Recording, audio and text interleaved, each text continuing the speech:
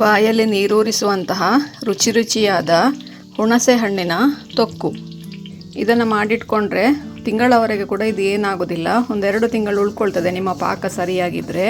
Hi, ನಾನು ಆಶಾ ಚಂದ್ರ ಭಟ್. ಆಶಾಸ್ ನಳಪಾಕಕ್ಕೆ ನಿಮಗೆಲ್ಲರಿಗೂ ಸ್ವಾಗತ. ಇವತ್ತು ನಾವು ಹುಣಸೆ ಹಣ್ಣನ್ನು ಉಪಯೋಗಿಸಿಕೊಂಡು 1 ತಿಂಗಳಿಗೆ 2 ತಿಂಗಳಿಗೆಲ್ಲ ಇಡುವಂತಹ ತೊಕ್ಕನ್ನು ಹೇಗೆ ತಯಾರಿಸ್ಕೊಳ್ಬೋದು ಅಂತ ಹೇಳೋದನ್ನು ಹೇಳಿಕೊಡ್ತಾ ಇದ್ದೇವೆ. ಬನ್ನಿ ಸ್ನೇಹಿತರೆ, ಈಗ ಹುಣಸೆ ಹಣ್ಣಿನ ತೊಕ್ಕು ಹೇಗೆ ಮಾಡೋದು ಅಂತೇಳಿ ನೋಡುವ. ಹುಣಸೆ ಹಣ್ಣಿನ ತೊಕ್ಕು ಮಾಡಲಿಕ್ಕೆ ನಮಗೆ ಮುಖ್ಯವಾಗಿ ಬೇಕಾಗಿರೋದು ಹುಣಸೆ ಹಣ್ಣು. ನಾನಿಲ್ಲಿ 1 ಲಿಂಬೆ ಗಾತ್ರದ ಹುಣಸೆ ಹಣ್ಣು ತಗೊಂಡಿದ್ದೇನೆ. ಅದನ್ನು ಬಿಸಿ ನೀರಲ್ಲಿ ಅರ್ಧ ಗಂಟೆ ನೆನೆಸಿ ಈ ಥರ ರುಬ್ಬಿ ಇಟ್ಕೊಂಡಿದ್ದೇನೆ. ಇದರಿಂದ ಇನ್ನು ಕಸ ಎಲ್ಲ ತೆಗೆದು ಪಲ್ಪ್ ಮಾತ್ರ ಕ್ಲೀನ್ ಮಾಡಿಕೊಳ್ಬೇಕು. 3/4 kg ಬೆಲ್ಲ ತಗೊಂಡಿದ್ದೇನೆ. 1/4 kg ಮೆಣಸಿನ ಹುಡಿ. ಇವಿಷ್ಟು ಮಸಾಲೆಗಿರುವ ಸಾಮಗ್ರಿಗಳು. ಎಳ್ಳು, ನಾನು ಬಿಳಿ ಎಳ್ಳು ತಗೊಂಡಿದ್ದೇನೆ. ಇಲ್ಲಿ ಕಪ್ಪು ಎಳ್ಳಿದ್ರೆ ಕಪ್ಪು ಎಳ್ಳು ತಗೊಳ್ಬೋದು. ಹಾಗೆಯೇ ಇದು 1 ಟೇಬಲ್ ಸ್ಪೂನಷ್ಟು ಪೆಪ್ಪರ್ ತಗೊಂಡಿದ್ದೇನೆ. 1 ಟೀ ಸ್ಪೂನಷ್ಟು ಸೋಂಪು, 1 ಟೀ ಸ್ಪೂನಷ್ಟು ಜೀರಿಗೆ, ಹಾಗೆ 2-3 ಟೇಬಲ್ ಸ್ಪೂನಷ್ಟು ಸಾಸಿವೆ, 1 ಟೀ ಸ್ಪೂನಷ್ಟು ಮೆಂತೆ, ರುಚಿಗೆ ಬೇಕಾದಷ್ಟು ಉಪ್ಪು. ಇವಿಷ್ಟು ಒಗ್ಗರಣೆಗಿರುವಂಥದ್ದು. 4 ಗಡ್ಡೆ ಬೆಳ್ಳುಳ್ಳಿಯನ್ನು ಹುಡಿ ಮಾಡಿ ಇಟ್ಕೊಂಡಿದ್ದೇನೆ. ಹಾಗೆ 8-10 ಕರಿಬೇವಿನ ದಂಡು ತಗೊಂಡಿದ್ದೇನೆ. ಸಾಸಿವೆ ಹಾಗೂ ಇಂಗು. ಮೊದಲಿಗೆ ಎಣ್ಣೆ ಹಾಕದೆ ಎಲ್ಲ ಸಾಮಗ್ರಿಗಳನ್ನು ಕೂಡ ಹುರಿದುಕೊಳ್ಳುವ. ಮೆಂತೆ ಹಾಕ್ಕೊಳ್ತಾ ಇದ್ದೇನೆ, ಕಾಳು ಮೆಣಸು, ಸೋಂಪು, ಜೀರಿಗೆ, ಸಾಸಿವೆ, ಎಳ್ಳು. ಇವಿಷ್ಟನ್ನು ಕೂಡ ಪರಿಮಳ ಬರುವವರೆಗೆ 2-3 ನಿಮಿಷ ಸಣ್ಣ ಉರಿಯಲ್ಲಿ ಹುರಿದುಕೊಳ್ಬೇಕು. ಆಮೇಲೆ ಇದನ್ನು ಪೌಡರ್ ಮಾಡಿಕೊಳ್ಬೇಕು.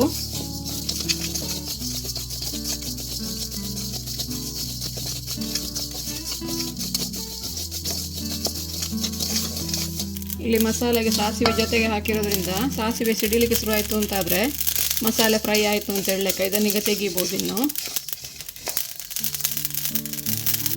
1 ಕಪ್ಪಷ್ಟು ಎಣ್ಣೆ ಹಾಕ್ಕೊಂಡಿದ್ದೇನೆ. ಅದೀಗ ಬಿಸಿ ಆಗಲಿ. ಒಮ್ಮೆ ಎಣ್ಣೆ ಬಿಸಿ ಆಗ್ತಾ ಇದ್ದಾಗೆ ಸಾಸಿವೆ ಹಾಗೂ ಇಂಗು ಹಾಕ್ಕೊಳ್ತಾ ಇದ್ದೇನೆ ಫಸ್ಟಿಗೆ.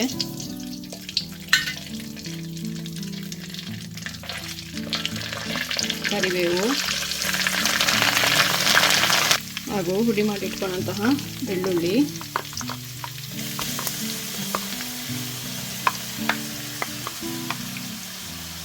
ಬೆಳ್ಳುಳ್ಳಿ ಸರಿಯಾಗಿ ಗೋಲ್ಡನ್ ಬ್ರೌನ್ ಆಗುವವರೆಗೆ ಇದನ್ನು ಫ್ರೈ ಮಾಡಬೇಕು. ಬೆಳ್ಳುಳ್ಳಿ ಸರಿಯಾಗಿ ಫ್ರೈ ಆಗಿರಬೇಕಿದು.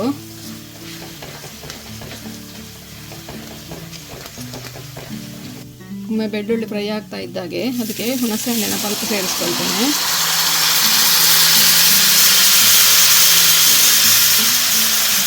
ಹಾಗೆ ಪುಡಿ ಮಾಡಿಟ್ಕೊಂಡಂತಹ ಮಸಾಲೆ ಕೂಡ, ಪುಡಿ ಮಾಡಿಟ್ಕೊಂಡಂತಹ ಬೆಲ್ಲ,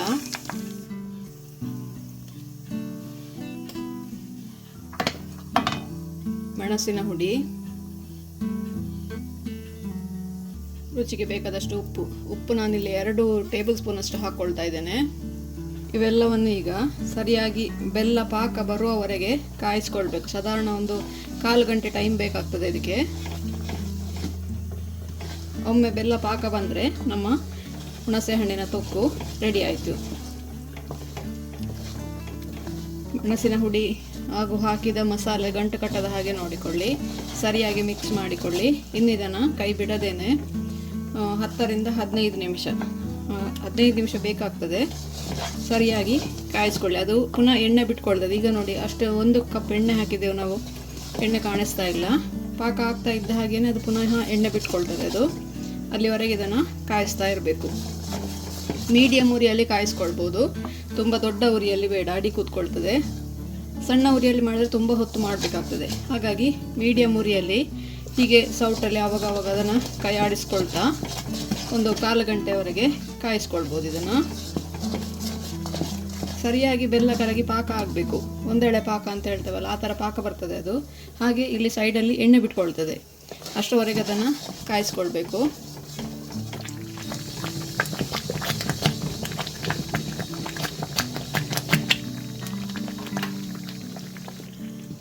ಒಂದು 2-3 ನಿಮಿಷ ಇದು ಸರಿಯಾಗಿ ಕುದಿದ ನಂತರ ಅದನ್ನು ಸಣ್ಣ ಉರಿಯಲ್ಲೇ ಬಿಟ್ಟರೆ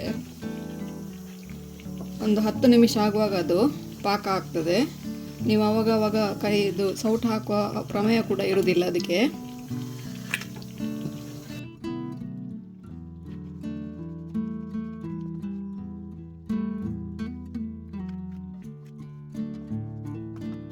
ನಾನೀಗ 5 ನಿಮಿಷ ಆಯಿತು ನೋಡಿ, ಇದೀಗ ಈ ಹಂತಕ್ಕೆ ಬಂದಿದೆ.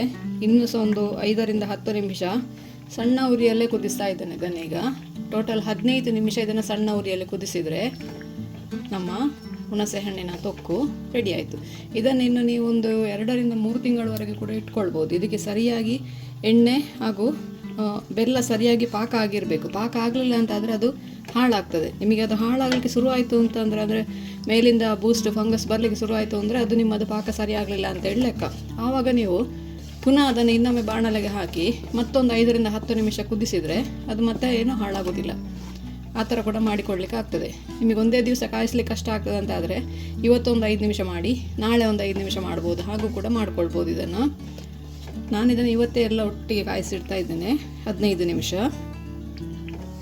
ನಿಮಗೆ ಮ್ಯಾಕ್ಸಿಮಮ್ ಅಂದರೆ ಒಂದು ಅರ್ಧ ಗಂಟೆ ಒಳಗೆ ಇದನ್ನು ರೆಡಿ ಮಾಡಿಕೊಳ್ಬೋದು.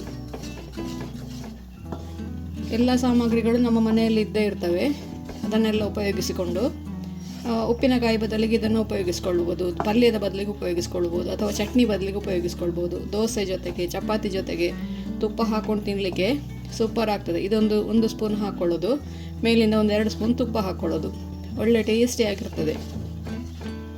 ಇಲ್ಲಿ ಇನ್ನೊಂದು, ತುಂಬ ಜನ ಕೇಳ್ತಾರೆ ಬೆಳ್ಳುಳ್ಳಿ ಹಾಕದೆ ಮಾಡಲಿಕ್ಕೆ ಆಗೋದಿಲ್ವ ಅಂತೇಳಿ. ಬೆಳ್ಳುಳ್ಳಿ ಹಾಕದೆ ಕೂಡ ಖಂಡಿತ ಮಾಡ್ಬೋದು. ಬೆಳ್ಳುಳ್ಳಿ ಆರೋಗ್ಯಕ್ಕೆ ತುಂಬ ಒಳ್ಳೆಯದು, ಹಾಗಾಗಿ ನೀವು ಬೆಳ್ಳುಳ್ಳಿ ಉಪಯೋಗಿಸಿದರೆ ಬಹಳ ಒಳ್ಳೆಯದು.